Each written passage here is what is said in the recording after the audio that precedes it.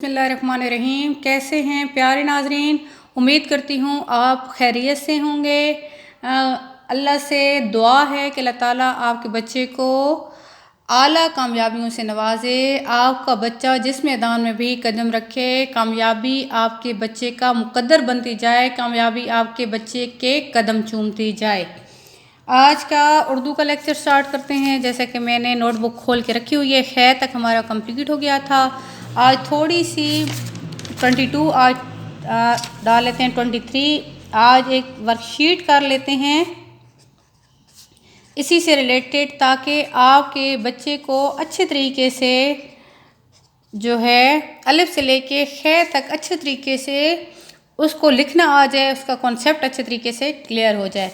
Worksheet जैसे मैंने आपको बताया था कि आप उर्दू का करवा रहे हैं तो आप लिखेंगे अमली सरगर्मी। कभी भी आप इंग्लिश में वर्कशीट नहीं लिखेंगे।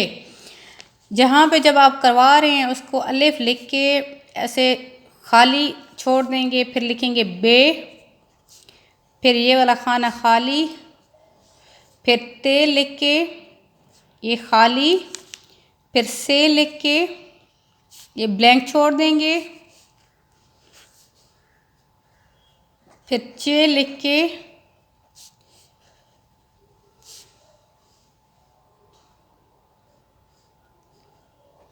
यहाँ पे है तक।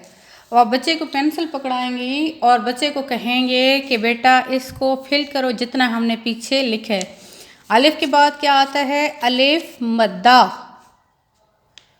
ये देखिए। बे के बाद क्या आता है? पे। अलिफ अलिफ मद्दा बे पे। पे के बाद आता है ते। ते के बाद क्या आता है? टे। बार बार आपने अपने बच्चे को मुतवज्जो रखना है कि बेटा आपने लाइन को छुपाना है। टे को लाइन पे लिखना है, पे को उसने लिखा है तो लाइन पे लिखे, अलिफ मद्दा उसने लिखा है तो वो लाइन के ऊपर लिखे। इसके बाद है से के बाद क्या आता है वो खुद आपको बताता जाएगा कि से के बाद आता है जीम। जीम पहले आप उसको लिखने दें कि वो कैसे लिखता है। अगर वो ठीक लिख लेता है तो इंतहाई अच्छी बात है, अगर वो ठीक नहीं लिखता तो आप उसको बताएं कि बेटा इसको इस तरीके से लाइन के दरमियान में लिखेंगे। जीम के बाद है चे, चे के बाद है हे भी इस तरीके से आप उसको लिखने दें। मैं आपको एक बात कहना चाहूँगी कि आप बिल्कुल बच्चे से ये उम्मीद ना रखें कि आपका बच्चा आपको परफेक्ट लिख कर दिखाए।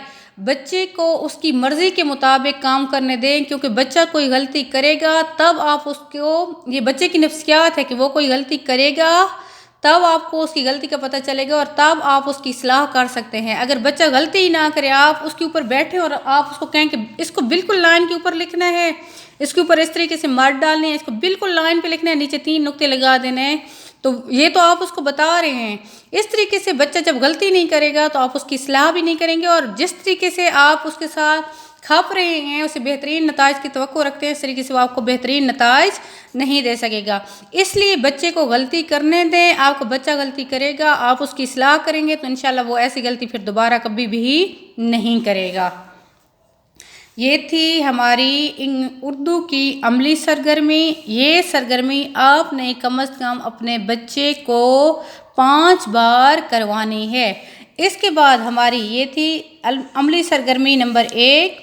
अब है हमारी अमली सरगर्मी नंबर 2। अमली सरगर्मी नंबर 2 वो इस तरीके से कि यहाँ पे आप अलिफ लिखेंगे, यहाँ पे लाइन लगा देते हैं। इसके बाद दरमियान का एक वर्ड उठा लेते हैं, जीम उठा लेते हैं, फिर पे उठा लेते हैं, फिर चे उठा लेते हैं, इधर से ले लेते हैं, खे ले लेते हैं। यहाँ पे आप लिख देते हैं बे लिख देते हैं, जीम लिख देते हैं, अलिफ लिख देते हैं। यहाँ पे भी इसी तरीके से आपने जीम लिख दिया है, यहाँ पे चे लिख दिया है, यहाँ पे खे लिख दिया है। ये हम सरगर्मी बना रहे हैं, इंग्लिश में वर्कशीट जिसे कहते हैं वर्कशीट बना रहे हैं कि आया हमारे बच्चे को अलिफ से खे तक अच्छे से समझ आई है या नहीं। यहाँ पे बे, यहाँ पे ते, यहाँ पे से, ये चे है, तो हम बे बनाएंगे, जीम बनाएंगे, चे बनाएंगे। ये खे है, खे में हमने बे, पे, खई, खे और चे। अब बच्चे को हम पेन पकड़ाएंगे और उससे कहेंगे कि बेटा ये अलिफ है, आप अलिफ जैसा इसमें से लफ्ज़ ढूंढो, कौन सा लफ्ज़ है उसको आप सर्कल करो। आपने उसको सर्कल लगाना है। ये था कि बच्चे को आपने बताना है कि खाली जगह को पुर करो, जो जो खाली जगह बनी हुई हैं। या आप बच्चे को कहेंगे कि अलिफ को सर्कल करो। इस तरह की जो सरगर्मियाँ होती हैं ये बच्चे के लिए मुश्किल हैं, इनमें बच्चा थोड़ा मसला क्रिएट करता है, लेकिन इस तरह की सरगर्मी बच्चा फ़ौरन कर लेता है। आप उसको कहेंगे कि अलिफ है तो अलिफ को सर्कल करो, अव्वल वो आपको खुद ही बता देगा कि अलिफ है, वो खुद ही उसको सर्कल कर लेगा। ये जीम है तो जीम जैसा लफ्ज़ ढूंढो। यहाँ पे देखिए मैंने सेम तीनों जीम की कैटेगरी वाले ही लिखे हैं, जीम, चे, खे लिखे हैं कि बच्चे को थोड़ा सा परेशान मैं करना चाह रही थी कि बच्चा थोड़ा सा परेशान हो, थोड़ा सा वो गौर व फिक्र करे कि जीम ये वाला जीम होगा, ये वाला जीम होगा या ये वाला जीम होगा। आम तौर पर बच्चे ये खे लिखा हुआ है, जीम और खे में कन्फ्यूजन पैदा करते हैं। उनको पता नहीं चलता कि ये जीम है या ये खे है। ये दोनों जब भी आप अपने बच्चे को अमली सरगर्मी करवाइएगा ये दोनों सेम लिख के दीजिएगा, ताकि इस तरह ये 3 या 4 आप सेम लिखिएगा, जीम की कैटेगरी वाले 4 लिखिएगा, ताकि आपका बच्चा गौर फिक्र करे और वो ढूंढे कि जीम उनमें से कौन सा है। अगर तो वो जीम पे लगा लेता है तो बिल्कुल ठीक है, अगर नहीं लगाता गलती करता भी है तो उसे करने दें। बाद में जब आप उसका टेस्ट चेक करेंगे तो आप उसको बताइएगा कि बेटा आपने ये वाली गलती की थी, जिसके अंदर नुक्ता होता है, मैंने आपको बताया था कि जीम जहाज़ होता है, उसके अंदर एक बंदा बिठाना है, तो ये वाला जीम है। पे देखिए, पे भी मैंने पे की कैटेगरी वाले 3 लिख दिए हैं, बे, ते, से। तो बच्चे को खुद ढूंढने दें कि पे, सॉरी मैंने पे लिखा ही नहीं है, इसको चले पे बना लेते हैं। बच्चे को खुद ढूंढने दें कि ये पे है, ये पे है या ये पे है। यहाँ पे बच्चे इस पे में और इस से में कन्फ्यूजन क्रिएट करते हैं, उनको पता नहीं चलता। पे में आप बच्चे को देखेंगे, अगर तो आपको बच्चा इंतहाई इंटेलिजेंट है तो वो फ़ौरन पे लगा लेगा, लेकिन अगर वो इंटेलिजेंट नहीं है तो वो फ़ौरन से की तरफ जाएगा। बच्चे इन 2 वर्ड्स पे और से में कन्फ्यूजन पैदा करते हैं। उनको पता नहीं चलता कि से को सर्कल करना है या पे को सर्कल करना है।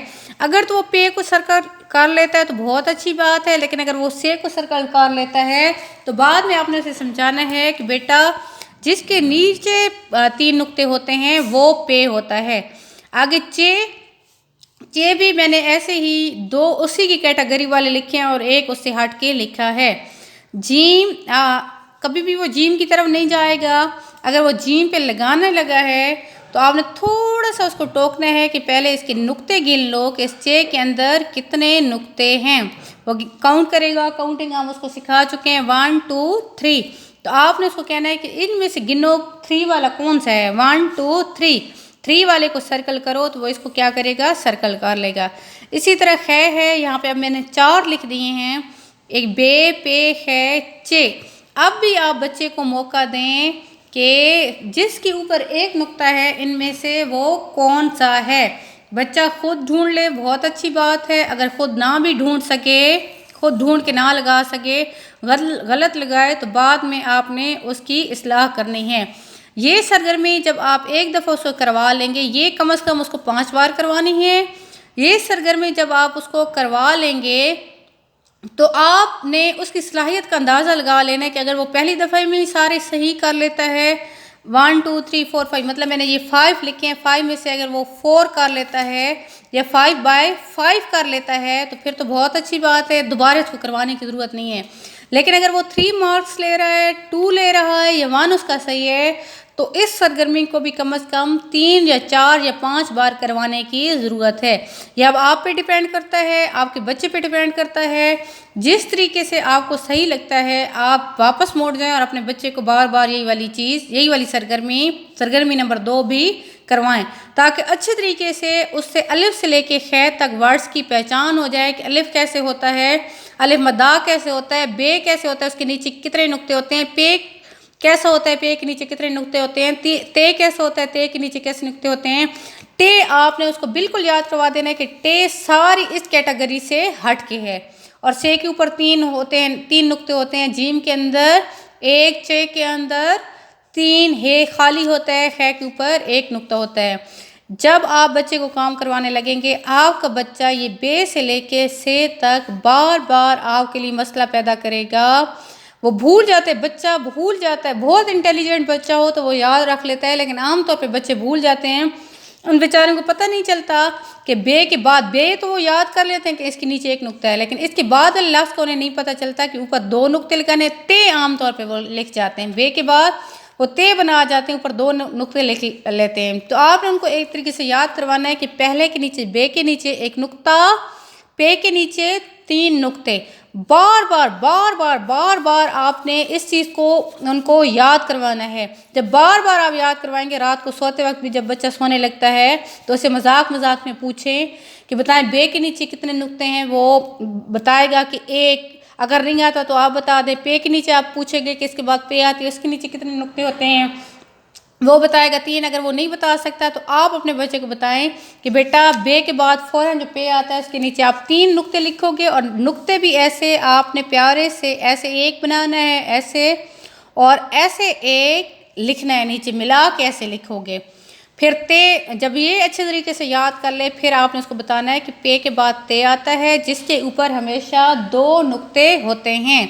फिर ते के बाद बिल्कुल एक डिफरेंट चीज़ आती है, टे टमाटर, टे टमाटर वाला, कि जिसके ऊपर क्या आता है, इस तरीके से तोएं बनाते हैं।